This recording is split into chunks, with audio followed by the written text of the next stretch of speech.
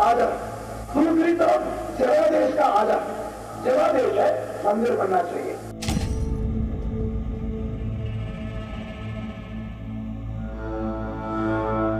कि पाबंदी कार सेवा पर नहीं है, पाबंदी निर्माण पर है।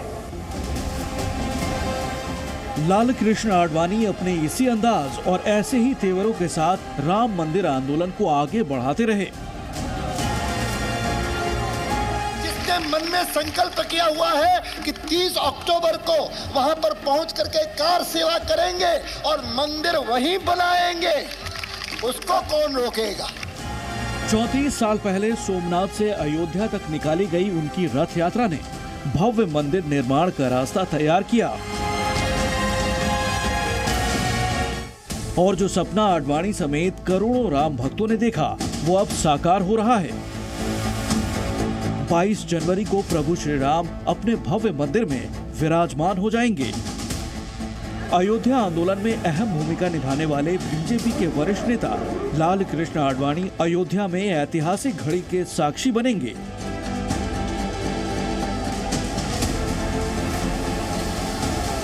शुरुआत में आडवाणी ने प्राण प्रतिष्ठा पर लिखा है, मैं प्रफुल्लित हूं कि हम श्री राम की जन्मस्थली अयोध्या में एक भव्य श्री राम मंदिर बनाने के मेरे सबसे प्रिय सपने को साकार होता देखने वाले हैं। 22 जनवरी 2024 को प्रधानमंत्री नरेंद्र मोदी अयोध्या के दिव्य मंदिर में श्री राम के विग्रह की प्राण प्रतिष्ठा करेंगे। मैं धन्य हूं कि मैं अपने जीवन काल में इस ऐतिहासिक क्षण का साक्षी बनूंगा। राम मंदिर आंदोलन में आडवाणी की भूमिका क्या रही है और कैसे उन्होंने जन जन तक मंदिर निर्माण का संदेश पहुंचा दिया, ये पूरा देश जानता है। अयोध्या में कार सेवा के दौरान दिया गया उनका भाषण बताता है कि वो कैसे अपने और पार्टी के संकल्प को पूरा करने के लिए पूरे समर्पण भाव से काम करते रहे। एक तरफ तो हमने जनता को वादा किया है कि हम मंदिर निर्माण के रास्ते में जितनी बाधाएं हैं वे सब दूर करें और जनता की इस इच्छा को पूरा होने का पूरा अवसर दें कि राम जन्म स्थान पर मंदिर बने। अयोध्या आंदोलन में आडवाणी की रथ यात्रा की भूमिका भी बेहद अहम रही। आडवाणी ने लिखा, मेरी राजनीतिक यात्रा में अयोध्या आंदोलन सबसे निर्णायक परिवर्तनकारी घटना थी, जिसने मुझे भारत को पुनः जानने और इस प्रक्रिया में अपने आप को भी फिर से समझने का अवसर दिया। मैं विनम्रता से कहता हूं कि नियति ने मुझे 1990 में सोमनाथ से अयोध्या तक श्री राम रथ यात्रा के रूप में एक महत्वपूर्ण कर्तव्य निभाने का अवसर दिया। उस वक्त मुझे लग रहा था कि नियति ने यह निश्चित कर लिया है कि एक दिन अयोध्या में श्री राम का भव्य मंदिर अवश्य बनेगा, बस अब केवल समय की बात है। 1990 में आडवाणी ने जो महसूस किया वो अब साकार हो रहा है। मंदिर में प्राण प्रतिष्ठा की तैयारियां चल रही हैं।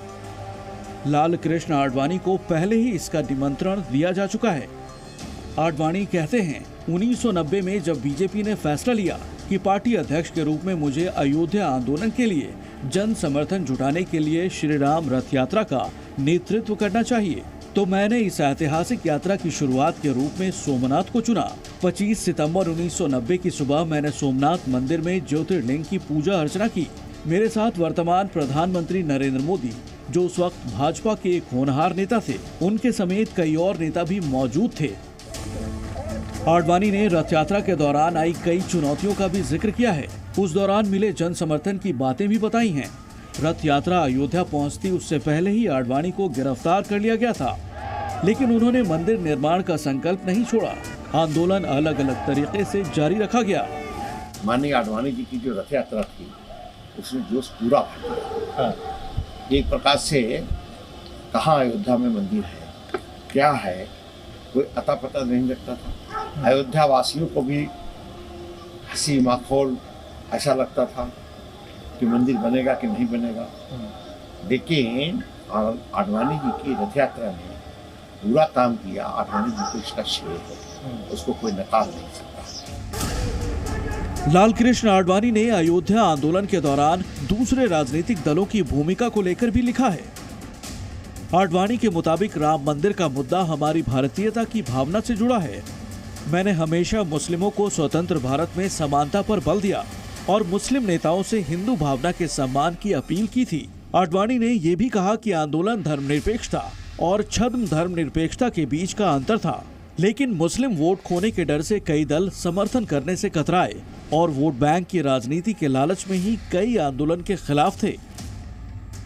राम मंदिर को लेकर बीजेपी एक संकल्प के साथ आगे बढ़ती रही है और आडवाणी उस आंदोलन के ध्वजवाहक बने रहे। 2020 में मंदिर निर्माण शुरू हुआ और अब प्राण प्रतिष्ठा की घड़ी करीब है। तब आडवाणी ने लिखा है, मेरी श्रीराम रथ यात्रा को 33 वर्ष हो गए हैं। तब से बहुत कुछ घटित हुआ। इसमें वो कानूनी लड़ाई भी शामिल है जिसमें मुझ पर और विश्व हिंदू परिषद, राष्ट्रीय स्वयंसेवक संघ और भारतीय जनता पार्टी के मेरे कई सहयोगियों पर मुकदमा चलाया गया। फिर भी लगभग 3 दशकों के बाद 30 सितंबर 2020 को सीबीआई की विशेष अदालत ने मुझे और अन्य लोगों को बरी कर दिया और सभी आरोपों से मुक्त किया। मुझे बहुत प्रसन्नता है कि नवंबर 2019 में सुप्रीम कोर्ट के निर्णायक फैसले के कारण श्री राम मंदिर के पुनर्निर्माण का पथ शांति के वातावरण में प्रशस्त हुआ है। लालकृष्ण आडवाणी ने पूरे समर्पण के साथ राम मंदिर आंदोलन को शुरू किया, आगे बढ़ाया और राम मंदिर आंदोलन को जन आंदोलन में तब्दील कर दिया। और जब से इस आंदोलन की शुरुआत हुई उसके बाद से अब तक अयोध्या ने कई उतार चढ़ाव देखे, लेकिन इस दौरान लालकृष्ण आडवाणी ने कभी हिम्मत नहीं हारी। और अब जब राम मंदिर का भव्य निर्माण पूरा हो रहा है तो इसे लालकृष्ण आडवाणी के जीवन का सबसे बड़ा सपना पूरा होने जैसा माना जा सकता है। मंदिर का सपना साकार करने के लिए लंबा संघर्ष करना पड़ा और जब सफलता मिली है तो हर राम भक्त आनंदित है। इस मौके पर आडवाणी ने आंदोलन में शामिल तमाम लोगों को याद किया है। लालकृष्ण आडवाणी ने लिखा, आज मुझे 2 व्यक्तियों की बहुत याद आ रही है। पहले व्यक्ति हैं स्वर्गीय अटल बिहारी वाजपेयी, जो मेरे जीवन का एक अभिन्न हिस्सा रहे हैं, राजनीतिक और व्यक्तिगत दोनों ही तौर से, और जिनके साथ मेरा एक अटूट और सदाकालीन विश्वास और आदर का संबंध था। नुकीले पत्थर निकले, उन पर तो कोई नहीं बैठ सकता, तो जमीन को समतल करना पड़ेगा, बैठने लायक करना पड़ेगा। अटल बिहारी वाजपेयी के अलावा आडवाणी ने अपनी दिवंगत पत्नी को याद करते हुए लिखा है, मेरी दिवंगत पत्नी कमला, जो मेरे जीवन के लिए स्थिरता का मुख्य आधार रही और न केवल श्री राम रथ यात्रा के दौरान बल्कि मेरे लंबे समय के सामाजिक और राजनीतिक जीवन में अद्वितीय शक्ति का स्रोत बनी रही। आडवाणी ने मंदिर आंदोलन को नई दिशा दी और सुप्रीम कोर्ट के फैसले के बाद प्रधानमंत्री मोदी की सरकार ने अयोध्या में भव्य मंदिर निर्माण का काम शुरू किया। इस पर आडवाणी ने लिखा है, 22 जनवरी 2024 के विशेष अवसर से पहले पूरे देश का वातावरण सचमुच राममय हो गया है।